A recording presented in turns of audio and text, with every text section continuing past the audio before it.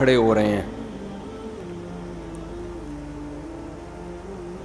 میں اکثر اس کی ایک مثال دیتا ہوں کہ آپ کو گاڑی میں بٹھا دیا گیا اور آپ کو پتہ ہی نہ ہو کہ یہ بس جا کہاں رہی ہے، تو کبھی تو آپ کو خوشی ہوگی کہ شاید اچھی جگہ جا رہی ہو، کچھ دیر میں آپ پہ غم کے اثرات ہوں گے، یار پتہ نہیں کہاں جا رہا ہے.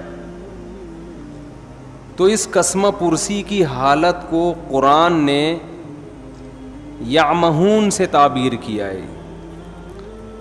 کہ جو لوگ مذہب کو مکمل فالو نہیں کرتے، یعمہون، وہ وادیوں میں حیران سرگردان گھومتے ہیں، بھٹکتے ہیں. تو آج کے انسانوں میں میجورٹی کی زندگی وہ بھٹکنے والی زندگی ہے، بھٹک رہے ہیں.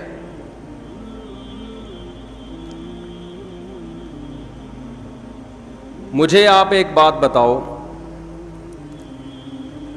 کہ کسی کام کی پلاننگ کام کرنے کے بعد کی جاتی ہے یا کام کرنے سے پہلے کی جاتی ہے؟ پہلے کی جاتی ہے نا. مثال کے طور پر آپ نے ناظم آباد میں، نیا ناظم آباد میں، ماشاءاللہ بڑا اچھا لگا مجھے، یہاں کے بڑا اچھا بنا ہوا ہے، پہاڑے وہاڑے بڑے پیارے لگ رہے ہیں. نیا ناظم آباد میں آپ نے پلاٹ خریدا کہ میں گھر بناؤں گا، بغیر نقشے کے آپ نے اس میں گھر تعمیر کرنا شروع کر دیا. بنانے کا مقصد ہے اس میں بیوی بچے رہیں گے، یہی شریف لوگوں کا یہی مقصد ہوتا ہے. اب مزدوروں کو بلا کے آپ نے کہا یہاں دیوار کھڑی کر دو، یہ ایک کھانچہ ایسا بنا دو، اور مقصد ہے بیگم کو خوش کرنا کہ میں اسے اچھا گھر بنا کے دوں گا، میری وائف خوش ہو جائے گی، بھائی آج آپ نے میرا دل خوش کر دیا، میرے مطلب کا گھر بنا دیا آپ نے. اس کی بنیادیں آپ نے ڈال دیں، سریا ڈال دیا، اب دیواریں کھڑی ہونا باقی ہیں. بنیاد مضبوط ہو گئی، بیگم صاحبہ کو آپ نے وزٹ کرایا، بیگم کو آپ نے بتایا یہ گھر ہے، اس نے کہا یہ کیا بن رہا ہے، آپ نے کہا یہ کچن ہے، اس نے کہا کچن تو یہاں ہونا ہی نہیں چاہیے. کچن کہاں ہونا چاہیے؟ کچن تو وہاں ہونا چاہیے.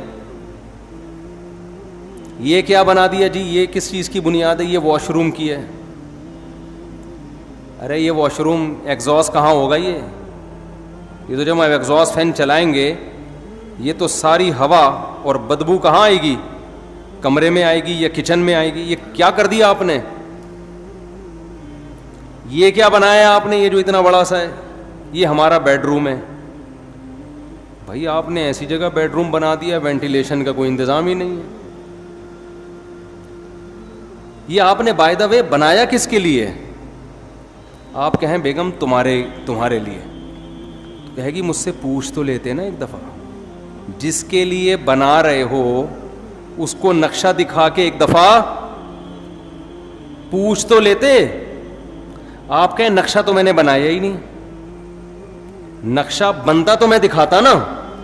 میں نے تو مزدوروں کو لا کے بولا ایک اینٹ یہاں رکھ دو، ادھر واش روم، ادھر کچن، یہ بس بنا دو ایسے ہی. کوئی نقشہ وقشہ نہ پاس کروایا، نہ کسی ماہر آدمی کو میں نے دکھایا، اور تعمیر میں نے کیا کر دی؟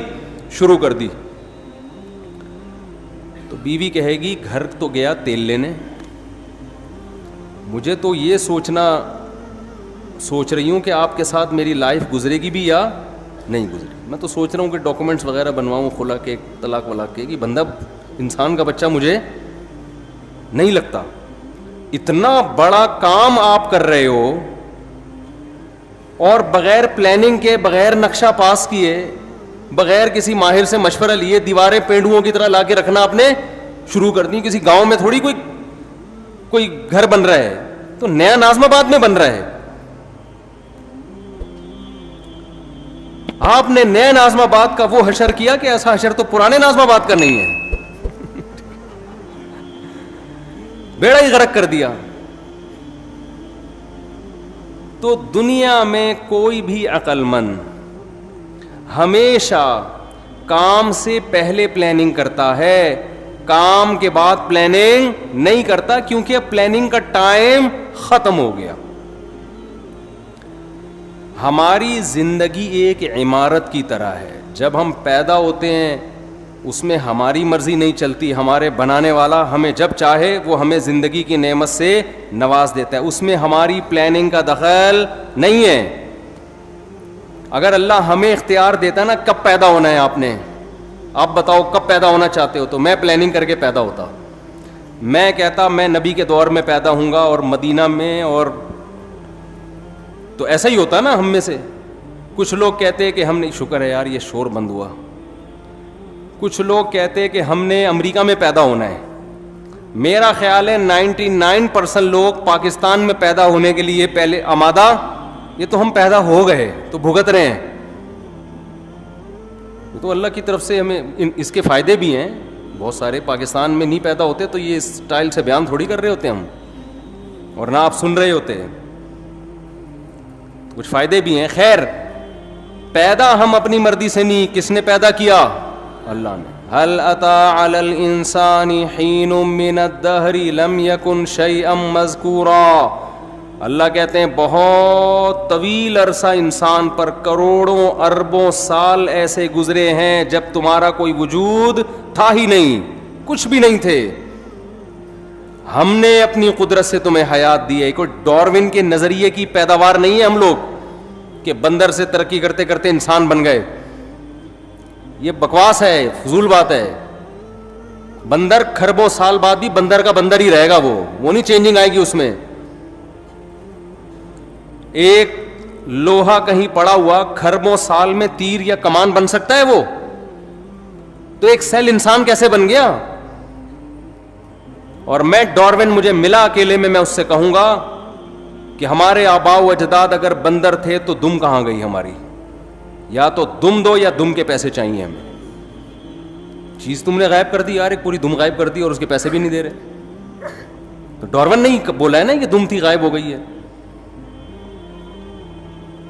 تو قرآن کہتا ہے کہ کروڑوں کھربوں سال انسان پر ایسے آئے ہیں کہ وہ قابل تذکرہ چیز نہیں تھا.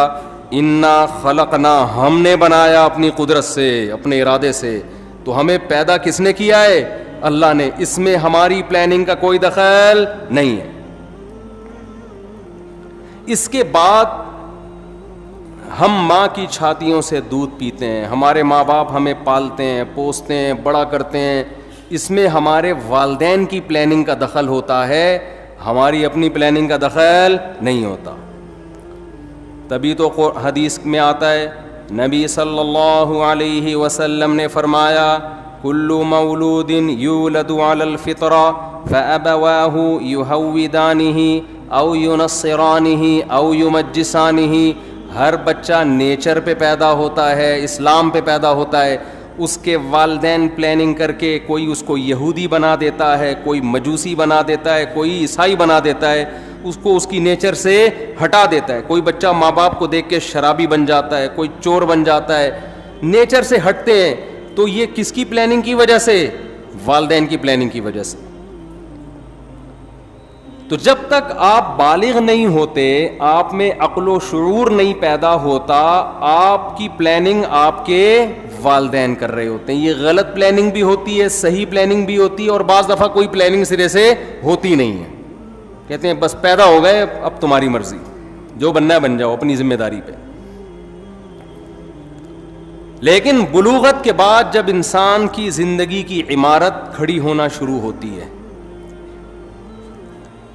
نبی صلی اللہ علیہ وسلم نے فرمایا بچے کے پیٹ، ماں کے پیٹ میں جب بچے میں جان ڈالی جاتی ہے تو فرشتہ ماں کے رحم میں، ماں کے پیٹ میں جاتا ہے اور اس کی تقدیر لکھتا ہے کہ یہ کتنے سال، کتنے دن، کتنے مہینے، کتنے ہفتے، کتنے گھنٹے، کتنے منٹ اور کتنے سیکنڈ زندہ رہے گا.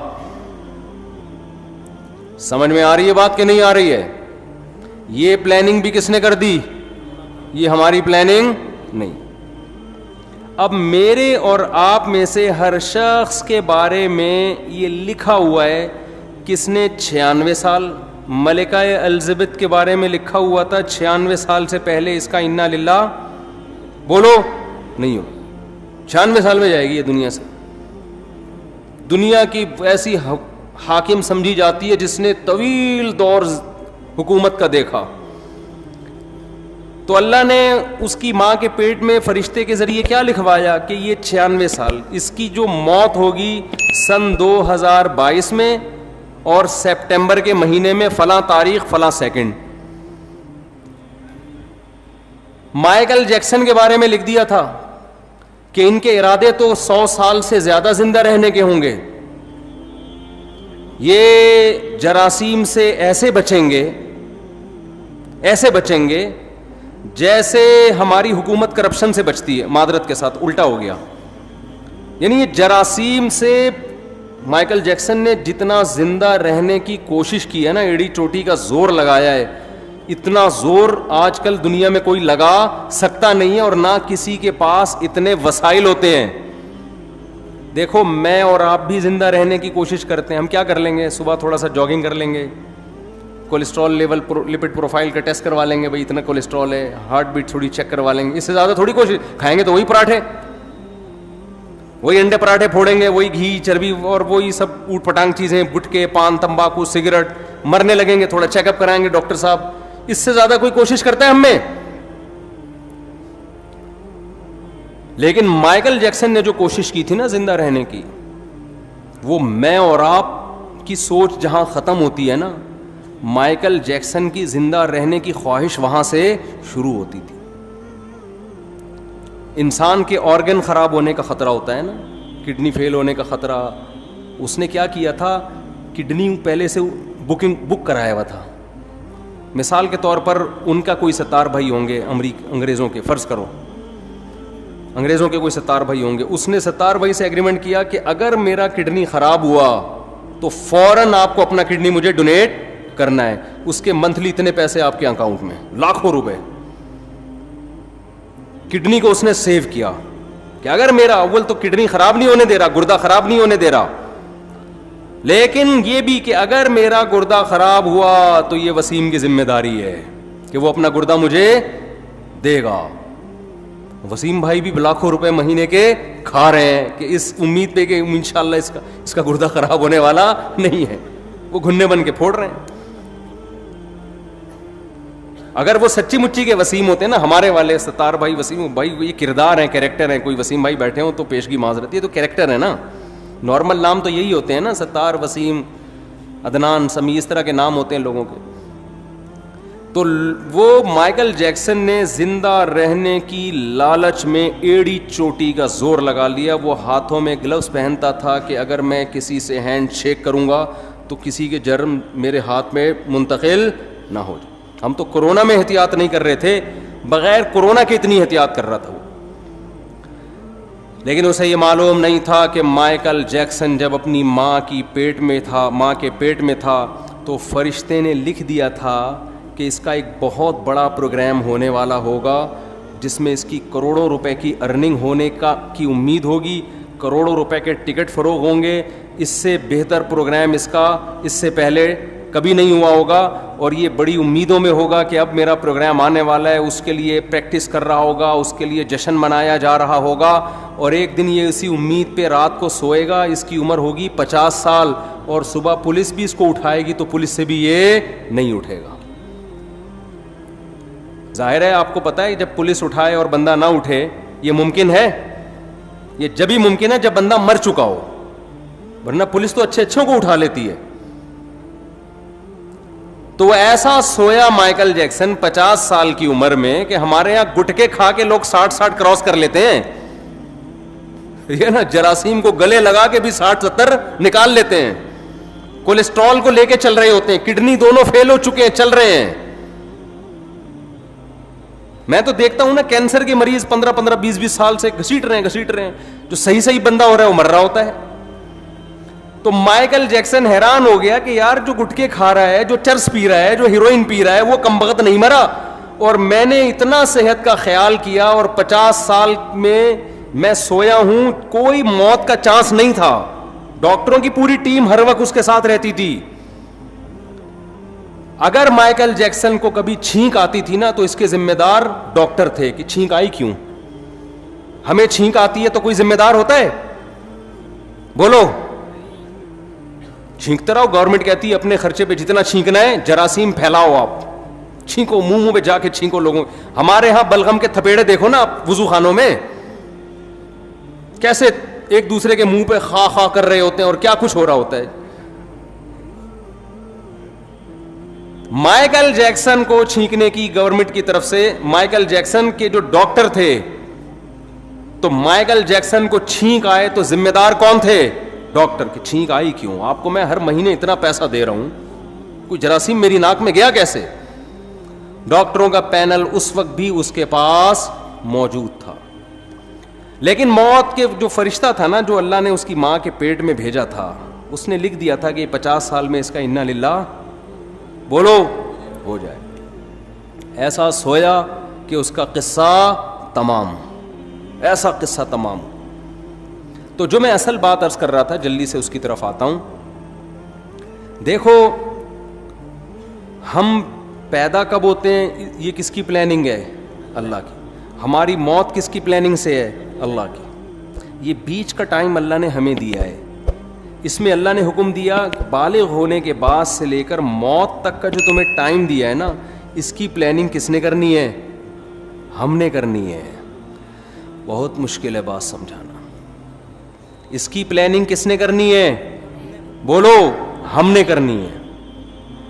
یہ اگر آپ لائف بغیر پلاننگ کے گزارنا شروع کر دو تو آپ کی مثال ایسے ہوگی جیسے کسی شخص نے نیو ناظم آباد میں گھر لیا اور بغیر پلاننگ کے اس کو بنانا شروع کر دیا.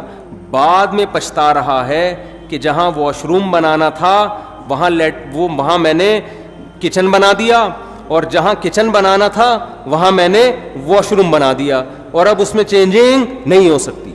آپ کی لائف اگر بغیر پلاننگ کے گزرے گی تو وہ برباد ہونے کے علاوہ آپ کو کچھ بھی حاصل نہیں ہوگا, اور اب یہ چینج نہیں ہو سکے گی, کیونکہ جو ٹائم گزر گیا بغیر پلاننگ کے وہ ٹائم آپ کو واپس نہیں مل سکتا. تو پہلا تو یہ عزم کرے جو ٹائم برباد ہونا تھا ہو گیا, وہ تو واپس نہیں آ سکتا نا. مثال کے طور پر اس نے بنا دیا, یہ کچن کی جگہ پہ بنا دیا واش روم کی جگہ کچن میں بنا دیا. بیگم سے کہے گا بیگم میرا پیسہ برباد ہو گیا, میرے پاس مزید پیسے نہیں ہیں, اب جو میں آئندہ جو کچھ کروں گا نا وہ پلاننگ سے کروں گا. اب اس کچن کو برداشت کر لو, واش روم کی جگہ آ گیا, یہ برداشت کر لو, اور میرے پاس اس کے علاوہ آپشن نہیں ہے. لیکن آپ نے کیا کیا, اب جو غلط ہونا تھا ہو گیا, اس کے بعد بھی اب غلط کرتے چلے جا رہے ہیں. اب آپ کیا کر رہے ہیں کہ جو ایگزاسٹ لگا رہے ہیں ایسی جگہ جہاں کمرے کو آپ کے روم کی طرف ہوا آتی ہو. بھائی اب پلاننگ کا تقاضا یہ ہے کہ ایگزاسٹ لگاؤ ہی نہیں آپ, یا کچھ بھی کرو, لیکن یہ نہیں ہو سکتا. تو جو زندگی میری اور آپ کی بغیر پلاننگ کے گزر گئی, اس پہ تو ہمارے پاس توبہ استغفار کے علاوہ اب کوئی راستہ نہیں ہے. آپ کہہ سکتے ہیں کہ مفتی صاحب آپ کو کس نے کہا کہ ہم نے زندگی پلاننگ کے بغیر گزاری ہے؟ ہم تو ماشاءاللہ اچھے گھرانے کے تھے, جب ہم بالغ ہوئے تو ہمارے والدین نے پلاننگ کی, اس بچے کو ہم نے ڈاکٹر بنانا ہے, اس بچے کو ہم نے انجینئر بنانا ہے, اس بچے کو ہم نے پائلٹ بنانا ہے, اس بچے کو ہم نے بزنس مین بنانا ہے, اس بچے کو ہم نے یہ بنانا ہے, اور الحمدللہ آج ہم وہ بن چکے ہیں.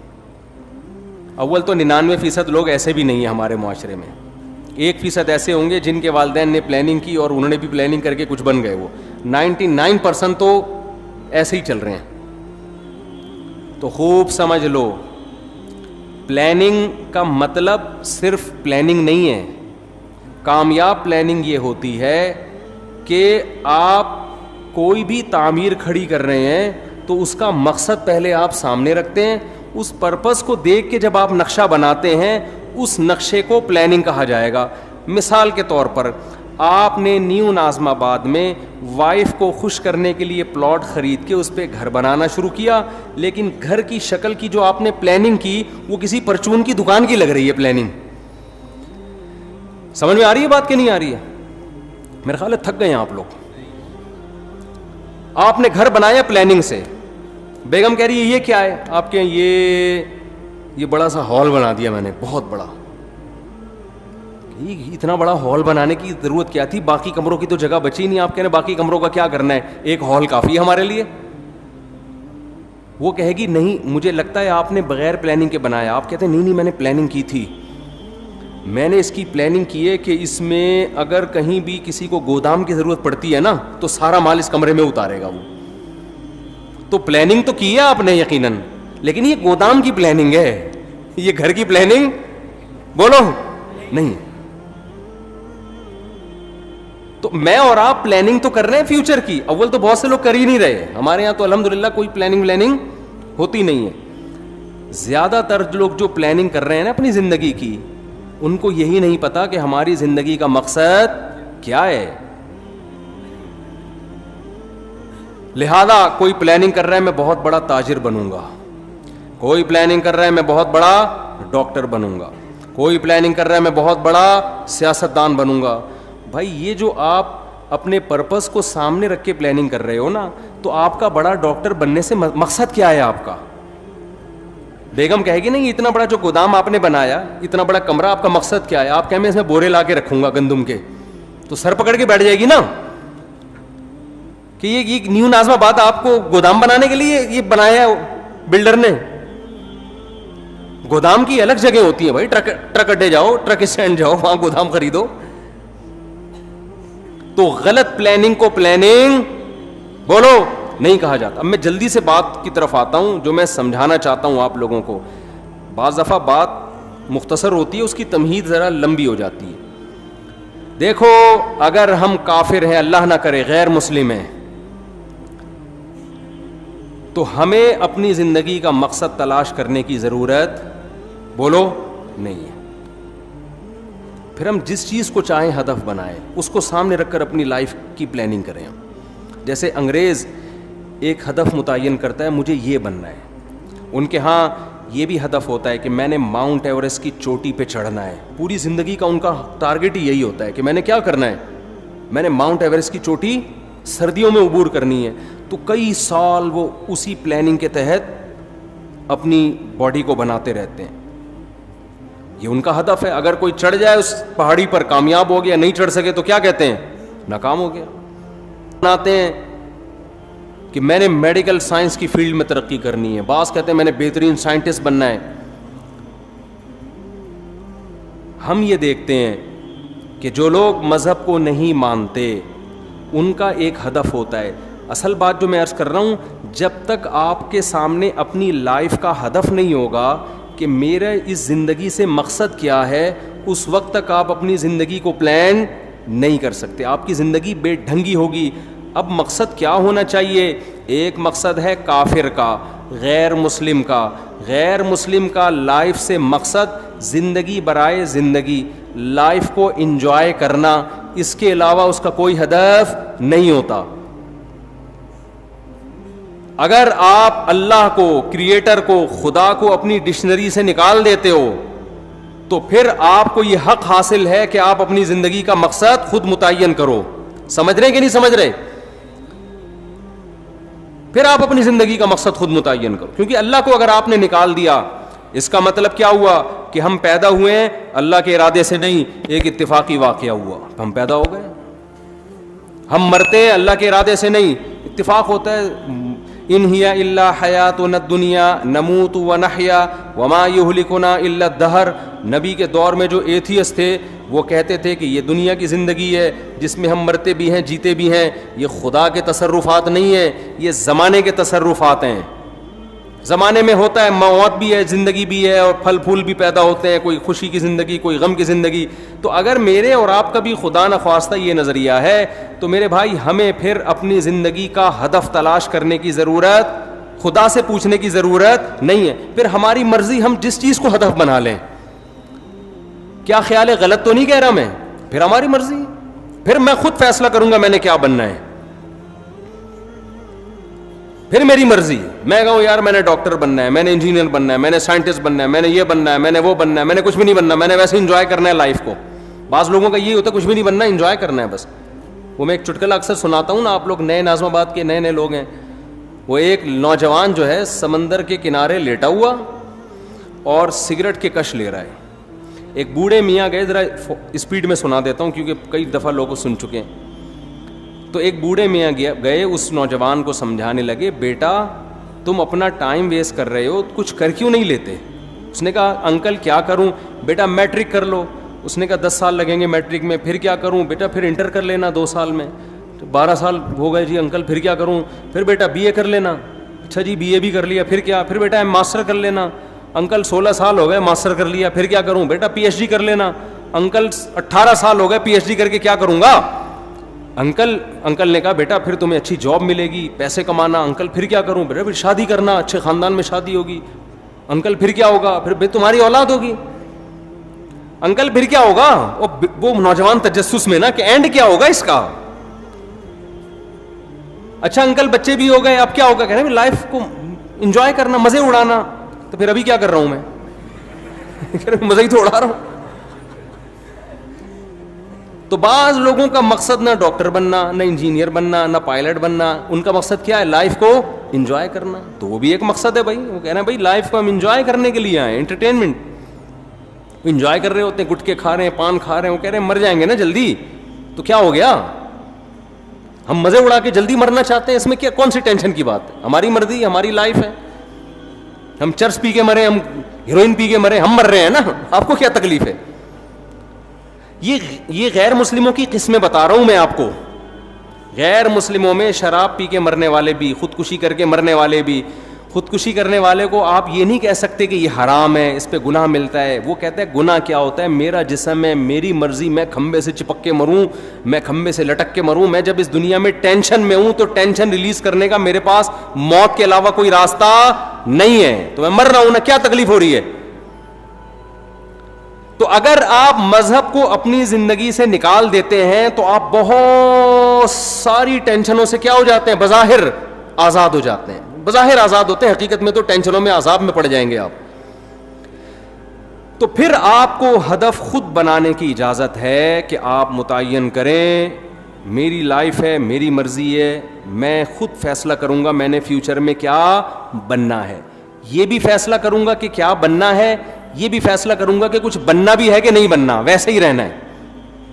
ہم جب 4تھی کلاس میں تھے نا تو ہماری ٹیچر نے سب بچوں سے پوچھنا شروع کیا کہ کون کیا بنے گا. ایک بچے سے پوچھا, اس نے کہا ڈاکٹر. مجھ سے پوچھا, میں نے کہا پائلٹ. بچوں کو اس وقت پائلٹ بننے کا بہت شوق ہوتا تھا.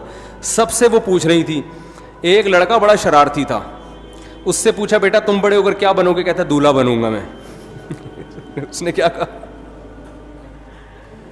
اس وقت تو ہم سب کو اس پہ ہنسی آئی, لیکن بات یہ ہے کہ جب آپ نے لوگوں پہ چھوڑ دیا کیا بننا ہے تو کہہ رہے ہیں مجھے سب سے زیادہ مزہ کس میں آئے گا؟ دولہا بننے میں. میں دولہا ہی بنوں گا, میرا ہدف ہی دولہا بننا ہے.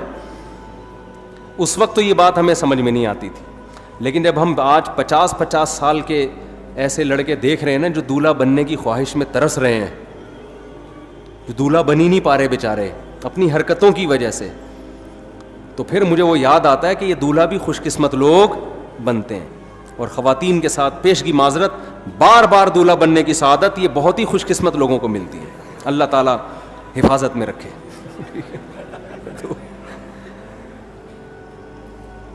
تو اب مجھے ایک بات بتاؤ کہ یا تو آپ ادھر ہو جاؤ انگریز کی طرف, ان کا ہدف وہ خود متعین کرتے ہیں,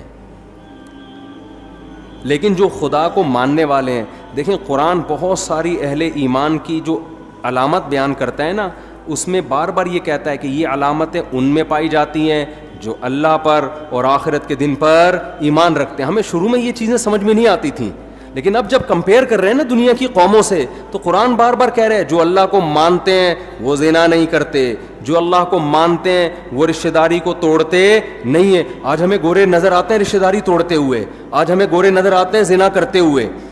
جو اللہ کو مانتے ہیں وہ شراب نہیں پیتے, جو اللہ کو مانتے ہیں وہ سود نہیں کھاتے, جو اللہ کو مانتے ہیں وہ نماز پڑھتے ہیں. آپ کو گوروں میں 20 خوبیاں نظر آئیں گی.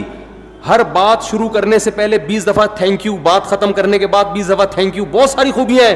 نماز پڑھتے ہوئے وہ نظر نہیں آئیں گے, رشتوں کو جوڑتے ہوئے وہ نظر نہیں آئیں گے. وہ تو باپ جیسا قریب ترین رشتہ بڑھاپے میں اس کا اولڈ ہاؤس میں گزرتا ہے اس کا. تو قرآن نے بڑا فرق کیا ہے ماننے والے اور نہ ماننے والے. تو پہلا تو آپ فیصلہ کرو کہ ہم ماننے والوں میں ہیں یا نہ ماننے والوں میں ہم. اگر ماننے والوں میں ہیں تو آپ کو اپنا زندگی کا ٹارگٹ خود متعین کرنے کی اجازت نہیں ہے. پھر یہ خدا نے جو بتایا اس پرپس پہ آپ کو کام کرنا پڑے گا جو اللہ نے بتایا ہے. تو پہلے تو یہ کلیئر کریں. دیکھو بات کہاں سے شروع ہوتی ہے, جلدی جلدی سمیٹتا ہوں, یہ ٹاپک میں بار بار ریپیٹ کرتا ہوں لیکن ضرورت ہے لوگوں کی. ایک فیصلہ کرو, ہمیں کسی نے بنایا ہے یا ہم خود سے بنے ہیں. گورا کہتے ہیں ہمیں اس سوال کے جواب کی ضرورت نہیں ہے. قرآن کہتا ہے سب سے پہلے تجھ سے یہ سوال پوچھا جائے گا کہ تو نے یہ فیصلہ کیسے کر لیا تھا کہ میں خود بخود وجود میں آیا ہوں. یہ فیصلہ تو نے کیسے کر لیا تھا. اللہ نے ہمیں آزاد نہیں چھوڑا, ہمیں اپنے رب کے وجود پر, اس کی توحید پر ایمان لانا پڑے گا. یہ آپشنل نہیں ہے. اگر نہیں ایمان لائے, اللہ کہتے ہیں ہمیشہ کے لیے جہنم کی آگ اور اس کے ایندھن بنا دوں گا میں تمہیں. اللہ کے لیے سب سے امپورٹنٹ سوال اور سب سے امپورٹنٹ نظریہ ہماری زندگی میں یہ ہے کہ ہم اس کے وجود کو تسلیم کرتے ہیں یا نہیں کرتے. یہ سوال سائنسدانوں کے لیے اہم نہیں ہے, یہ سوال ڈاکٹروں کے لیے اہم نہیں ہے, یہ سوال گوروں کے لیے اہم نہیں ہے. دیکھیں کچھ سوال کسی کے لیے اہم ہوتے ہیں, کسی کے لیے امپورٹنٹ نہیں ہوتے. مثال کے طور پر آپ جس گھر میں رہتے ہو, آپ کی بیوی کے لیے سب سے امپورٹنٹ چیز کیا ہے کہ آپ اس کا شوہر اس بیوی کو بیوی سمجھتا بھی ہے کہ نہیں سمجھتا. آپ محلے والوں کے حقوق ادا کر رہے ہو, آپ دوستوں سے اچھے طرح سے مل رہے ہو, آپ کرکٹ کے بہت اچھے کھلاڑی ہو, چوکے چھکے لگا رہے ہو, لیکن گھر میں بیوی کو آ کے کہتے ہو میں نہیں مانتا آپ کو اپنی بیوی, تو ان چھکے چوکوں اور ان قوم کی خدمت کی بیوی کی نظر میں کوئی ویلیو ہوگی؟ بولو نا. وہ کہے گی میری نظر میں تو 2 ٹکے کا انسان نہیں ہے, میں تیرے گھر رخصت ہو کے آئی ہوں, میرا تیرے سے رشتہ ہے, تو مجھے اپنی مان تو صحیح نا, میرے حقوق تو ادا کر. تو بیوی کے لیے سب سے امپورٹنٹ سوال کیا ہے شوہر کے حق میں کہ یہ شوہر مجھے اپنا مانتا ہے یا نہیں مانتا. اسی طرح خوب سمجھ لو, شوہر کے لیے جب بیوی کا ایک رشتہ ہے تو اس میں سب سے امپورٹنٹ بیوی کے لیے سوال یہ ہے کہ یہ مجھے اپنا ہسبینڈ مانتی ہے یا بولو نہیں مانتی. اب آپ کی وائف اپنے ماں باپ کے ساتھ بڑا اچھا سلوک کر رہی ہے, جاب کر رہی ہے اور غریبوں کو کھانا کھلا رہی ہے, سیلاب زدگان کی مدد کے لیے خود بنفس نفیس شاپر لے کے پہنچی ہوئی ہے, بڑی خدمتیں ہو رہی ہے. جب گھر میں آتی آپ سے تمیز سے بات نہیں کرتی, آپ کہتے ہیں میں تمہارا ہسبینڈ ہوں, وہ کہتی میں کنفیوز ہوں کہ پتہ نہیں آپ ہسبینڈ ہیں بھی یا نہیں ہے. میرے لیے سوال زیادہ امپورٹنٹ نہیں ہے. آپ نادرا کے سرٹیفکیٹ دکھا رہے ہو, بیگم یہ تو وہی میری تصویر لگی ہوئی ہے, یہ مفتی طارق مسعود سے نکاح پڑھوایا تھا ہم نے, اور یہ دیکھو یہ نادرا میں تمہارے ابا کا نام, یہ میرا نام, یہ پورا پراپر کام ہے, ہمارا نکاح رجسٹرڈ ہے. وہ کہتی ہے ایکچولی میرے پاس ٹائم نہیں ہے ان سب باتوں کے لیے, ایکچولی میرے پاس ان سب باتوں کے لیے ٹائم نہیں, میرے لیے سوال زیادہ امپورٹنٹ ہے ہی نہیں, میرے پاس تفتیش کا ٹائم ہی نہیں. میں ڈاروین کے نظریے کو مانتی ہوں. ڈاروین کیا کہتا ہے کہ اتفاق سے وجود میں آ گئے, تو اتفاق سے آپ ہمارے گھر میں آ گئے, دیکھنے میں شوہر لگ رہے ہیں آپ. اب اس تفتیش میں جانا کہ یہ ڈاروین کا نظریہ ٹھیک تھا غلط تھا, میں اتفاقی چیزوں کی قائل ہوں. سائنس سے ثابت کرو کہ تم میرے ہسبینڈ ہو. سائنس سے کوئی ثابت کر سکتا ہے؟ کسی کا باپ بھی ثابت نہیں کر سکتا. کوئی لیبورٹری ٹیسٹ سے کہ یہ اس کا ہسبینڈ ہے کوئی کر سکتا ہے؟ بولو نا کیا ہو گیا؟ سائنس سے کہاں سے ثابت ہوگا بھائی, یہ تو گواہوں سے ثابت ہوگا. گواہ کہیں گے آپ کے نہیں میں سائنس کا اسٹوڈنٹ ہوں, میں سائنس کے بغیر نہیں مانتا. نیوٹن کا کوئی قانون پیش کرو کہ وسیم میرا شوہر ہے, تو ہم کیا کہیں گے؟ سائنس کو غلط جگہ فٹ کر رہی ہے بھائی تو. یہی سوال نا آج کل کے لبرل لوگ کہتے ہیں سائنس سے خدا کا وجود ثابت کرو. اول تو سائنس سے بھی ہوتا ہے, لیکن ایک مثال دے رہا ہوں. اتنے ثبوت اللہ نے اپنے وجود کے دے دیے, اتنے مضبوط ڈاکومنٹس پکڑا دیے, اتنے ایک ایک چیز اس کائنات میں خدا کے وجود کی گواہی دے رہی ہے کہ یہ چیزیں خود بخود نہیں بن سکتی. اور گورا کیا کہتا ہے؟ میرے لیے یہ سوال امپورٹنٹ نہیں ہے کہ ہمیں کوئی بنانے والا ہے یا نہیں ہے. تو گورے کے لیے امپورٹنٹ نہیں ہے, میرے اور آپ کے لیے امپورٹنٹ نہیں ہے. جس خدا نے بنایا اس کے لیے سب سے امپورٹنٹ کوسچن کیا ہے کہ تم میرے وجود کو مانتے ہو یا نہیں مانتے. میں 2-3 اور مثالیں دوں. بیٹا کیا کہتا ہے؟ گلی محلے میں سب کی خدمتیں کر رہا ہے, سیلاب زدگان کی مدد کے لیے پہنچا ہوا ہے, بڑی زبردست تقریریں کر رہا ہے.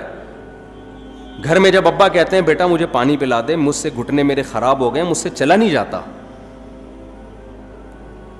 وہ کہہ رہے بھائی میں آپ کو کیوں پانی پلاؤں, ہر انسان کو اپنا کام خود کرنا چاہیے. کہیں بیٹا میں تمہارا باپ ہوں. اب وہ کنفیوز ہے بیٹا, ابا آپ یعنی آپ میرے والد ہیں, وسیم بھائی آپ میرے کیا ہیں, ابا ہی کہہ دیا تو پھر تو مسئلہ ہی ختم ہو گیا نا.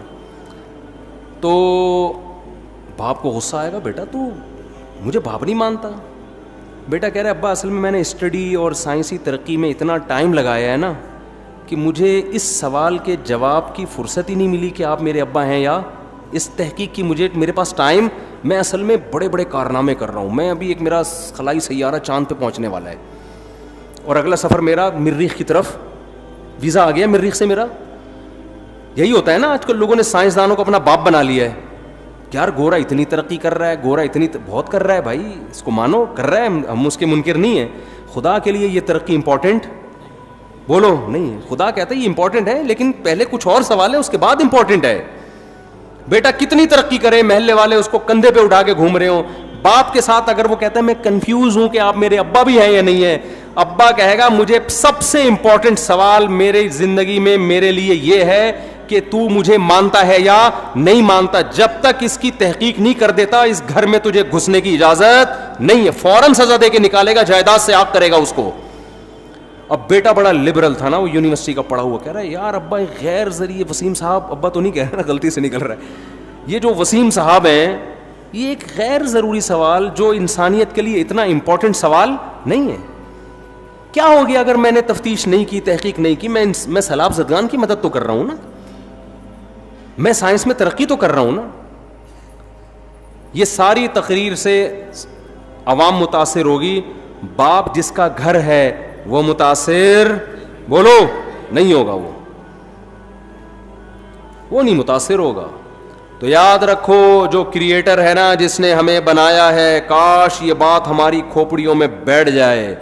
آج اس ایجوکیشن نے ہمیں خدا کے قریب لانے کے بجائے خدا سے دور کر. ہم ایجوکیشن کے خلاف نہیں ہیں, خوب سمجھ لو, جتنی ایجوکیشن مسلمانوں میں ہے اس سے ڈبل کی ضرورت ہے, لیکن کچھ کانسیپٹ آپ کو کلیئر کرنا ضروری ہے.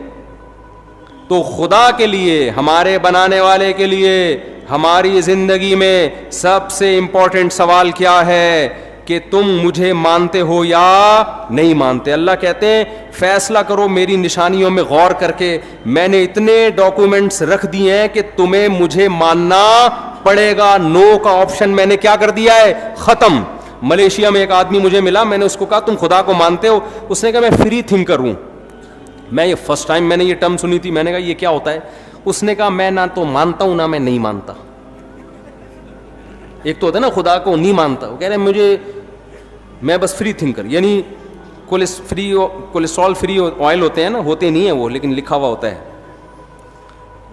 ہمارے ہاں وہ انڈیا سے جب وہ بند ہوا ہے نا, وہ ابے نندن کا کیس ہوا تھا, تو انڈیا والوں نے دھمکی دی تھی کہ ہم تمہارا ٹماٹر بند کر دیں گے. ٹماٹر انڈیا سے آتا تھا, تو ہمارے یہاں لوگوں نے یوٹیوب پہ ویڈیو بنا کے ڈالی. ہمارے یہاں تو ٹومیٹو کیچپ میں ٹماٹر نہیں ڈلتا یار, تم ہمارا ٹماٹر بند کر کے کیا نقصان کرو گے.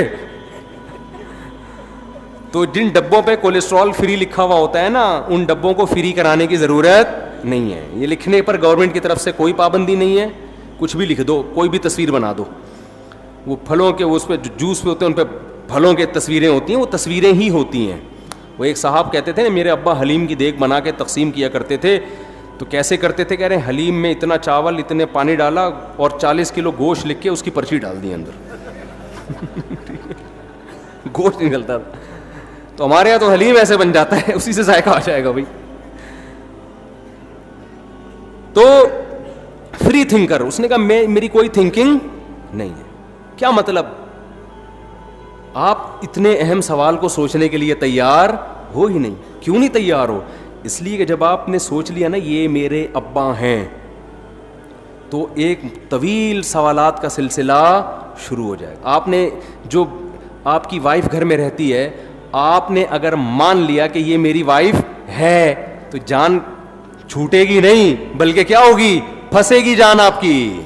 اس لیے جو فری تھنکر ہے وہ کہتا ہے ایکچولی میرے لیے سوال امپورٹنٹ ہے ہی نہیں کہ تم میری وائف ہو یا نہیں, مجھے اس تحقیق کی چندہ ضرورت نہیں ہے, تم بھی لائف کو انجوائے کرو, مجھے بھی انجوائے کرنے دو. یہ ہوتا ہے فری تھنکر. تو انسان ایک دوسرے کے حقوق میں تو ایسا نہیں کرتا. بیگم کو آپ بول کے تو دکھاؤ مجھے پتہ ہی نہیں میں کنفیوز ہوں, تو آ جائیں گے آپ کے سالے والے پکڑنے کے لیے آپ کو. لیکن خدا نے چونکہ عذاب آخرت میں رکھا ہے, دنیا میں اللہ عذاب نہیں دیتا, کیونکہ یہ دارالامتحان ہے, ایگزامینیشن ہال ہے. رزلٹ ایگزامینیشن ہال میں اناؤنس نہیں ہوتا, رزلٹ ہمیشہ ایگزامینیشن ہال سے نکلنے کے بعد اناؤنس ہوتا ہے. قرآن بار بار کہتا ہے وَلَا تَحْسَبَنَّ اللَّهَ غَافِلًا عَمَّا يَعْمَلُ الظَّالِمُونَ, ظالم لوگ جو کچھ کر رہے ہیں اے لوگوں ان پر عذاب نہیں آتا, تو اللہ کو ان سے ہرگز غافل مت سمجھو. انما یؤخرہم لیوم, اللہ ظالم کو مہلت دے رہا ہے ایک ایسے دن کے لیے, تشخص فیہ الابصار, جس دن آنکھیں پھٹی کی پھٹی رہ جائیں گی, آنکھیں کھلی کی کھلی رہ جائیں گی, حیرت کے مارے, خوف کے مارے. تو اللہ چونکہ عذاب نہیں دیتا, لہذا اللہ کے بارے میں کہ وہ ہے یا نہیں ہے, اس میں انسان کیا ہو رہا ہے کہ میرے پاس سوچنے کا ٹائم نہیں ہے. تو اللہ نے اپنے وجود کے کروڑوں دلائل رکھ دیے.